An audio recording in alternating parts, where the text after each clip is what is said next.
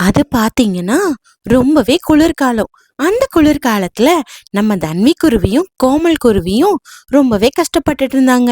ஏன்னா அந்த குளிர்காலத்துல எங்கேயுமே சாப்பாடு கிடைக்கல, தங்குறதுக்கான சரியான பொருட்களும் அதுக்கு கிடைக்கல.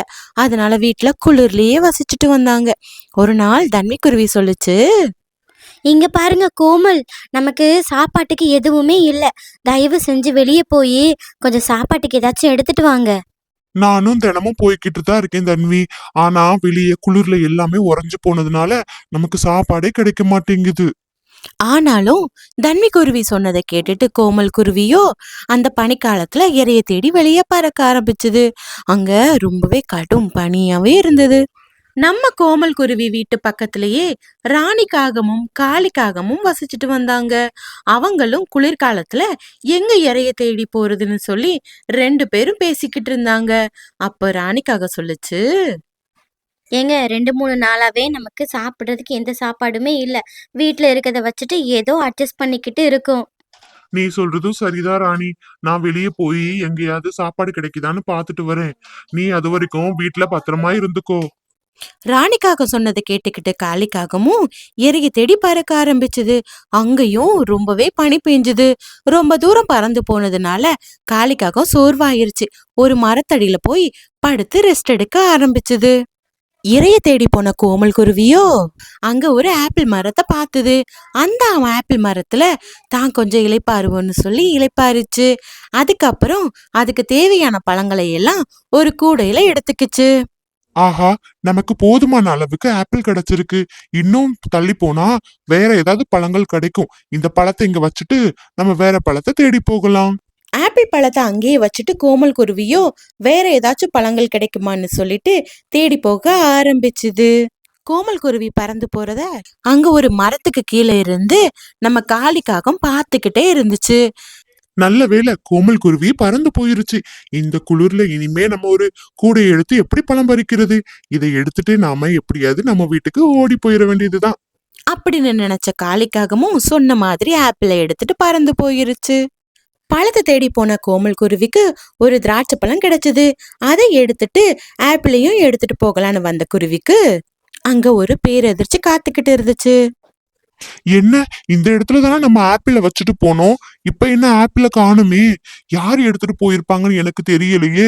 ஐயோ! கவலைப்பட்டு பேசின கோமல் குருவியோ, சரி நமக்கு என்ன கிடைச்சது இந்த திராட்சை பழம்தான், ஆனா ரெண்டு பேருக்கு எப்படி பார்த்தோன்னு தெரியல அப்படின்னு புலம்பிக்கிட்டே தன்னோட வீட்டுக்கு கிளம்ப ஆரம்பிச்சது. பழத்தை எடுத்துட்டு போன காளிக்காகமும் தன்னோட வீட்டுக்கு போயிட்டு, ராணி, இது அந்த கோமல் குருவி சாப்பிட எடுத்து வச்சது. நான் அதுக்கு தெரியாம திருடிட்டு வந்துட்டேன். ரொம்ப நல்ல வேலை பண்ணீங்க காளி. அந்த கோமல் குருவி மட்டும் எப்படி இதை மட்டும் சாப்பிடலாம்? நமக்கு இந்த ஆப்பிள் ரொம்பவே முக்கியமானது.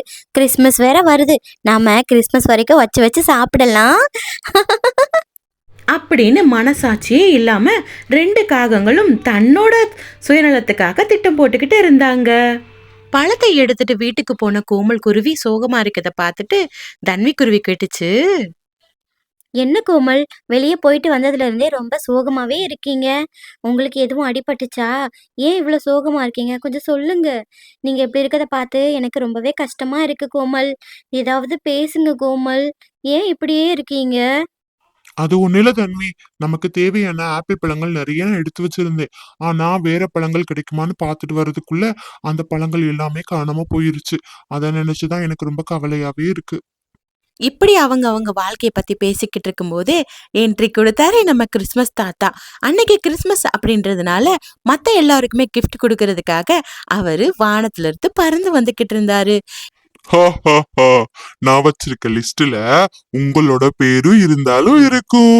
நீங்களும் இந்த கிறிஸ்மஸ் தாத்தாவுக்காக வெயிட் பண்ணிக்கிட்டு இருக்க குழந்தைகளே. உங்களை தேடி இந்த கிறிஸ்மஸ் தாத்தா வந்துகிட்டே இருக்கு. நம்ம காளிக்காக ராணிக்காகத்துக்கு கிறிஸ்மஸ் தாத்தா கிஃப்ட் கொடுக்கறதுக்காக போய்கிட்டு இருந்தாரு. அப்படி அவர் போகும்போது அந்த ரெண்டு காளிக்காகமும் ராணிக்காகமும் செஞ்ச அந்த தப்ப பத்தி பேசிக்கிட்டு இருந்தாங்க. அத ஜன்னல் வழியே நம்ம கிறிஸ்மஸ் தாத்தா கேட்டுட்டாரு. இத கேட்டுட்டு அவங்களுக்கு பாடம் புகட்டணும்னு நினைச்ச கிறிஸ்மஸ் தாத்தா அவங்களுக்கு வச்ச கிஃப்ட்ல ஒரு சர்ப்ரைஸ வச்சுட்டாரு. அந்த சர்ப்ரைஸ் என்னன்னு பார்க்கணுமா? போக போக உங்களுக்கே தெரியும். கிறிஸ்மஸ் தாத்தா தன்வி குருவிக்கும் கோமல் குருவிக்கும் gift கொடுக்கறதுக்காக போயிருந்தாரு. கொஞ்சம் அவங்களுக்கு அதிகமாவே gift வச்சுட்டு வந்துட்டாரு. காலையில எந்திரிச்சதும் தன்னோட வீட்டுக்கு முன்னாடி நிறைய gift இருக்கத காளிக்காகமும் ராணிக்காகமும் பார்த்துச்சு. இங்க பாத்தியா ராணி, நிறைய gift இருக்கு, வா ஓபன் பண்ணலாம். அப்படின்னு ஓபன் பண்ணதும் உள்ள இருந்து ஒரு பாம்பு ஷ் அப்படின்னு வந்து பயமுத்துருச்சு. 2 காகங்களும் பப்பரப்பேன்னு கீழே விழுந்துட்டாங்க. கோமலும் தன்வியுமே நம்ம வீட்டு முன்னாடி இவ்ளோ gift இருக்கத நினைச்சு ரொம்பவே சந்தோஷப்பட்டாங்க. அவங்களும் அவங்களுக்கு கொடுத்த gift எல்லாத்தையும் ஓபன் பண்ணி பார்த்ததும் அவங்க வீடே நிறைஞ்சு போச்சு.